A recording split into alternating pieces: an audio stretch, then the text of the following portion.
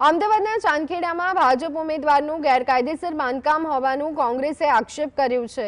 2 ફ્લેટની કોમન જગ્યાઓ પચાવી પાડ્યાના આરોપ જોવા મળી રહ્યા છે। બંને ફ્લેટની કોમન જગ્યામાં પોતાની ઓફિસ બનાવી, બીજા ફ્લેટમાં માર્જિન બ્લોક કરી અને રૂમ બનાવ્યા। કાર પાર્કિંગ પણ ગેરકાયદેસર રીતે દબાવી પાડ્યું હોવાનો કોંગ્રેસે આરોપ લગાવ્યો।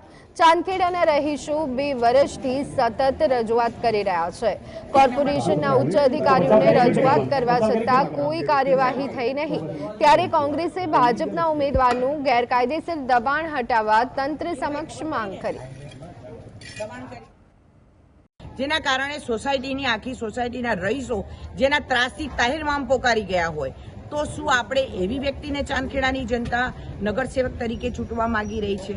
હું આપણી બધાની પાસે એક રજૂઆત કરી રહી છું કે આપણે એવી વ્યક્તિ ચૂંટવી જોઈએ કે જે આપણી માટે, આપણા કામ માટે ઊભી રહેવી જોઈએ, એક સેવાના કામ માટે ઊભી રહેવી જોઈએ। જો આજે આ વ્યક્તિને ચૂંટીને તમે મોકલશો તો આ જેટલી દેખાય છે કે ભારતીય જનતા પાર્ટી હોય છે, અમે કોઈ ચબરબંધીને છોડીશું નહીં, તો આ એમનો જે માણસ છે શું એને છોડશે?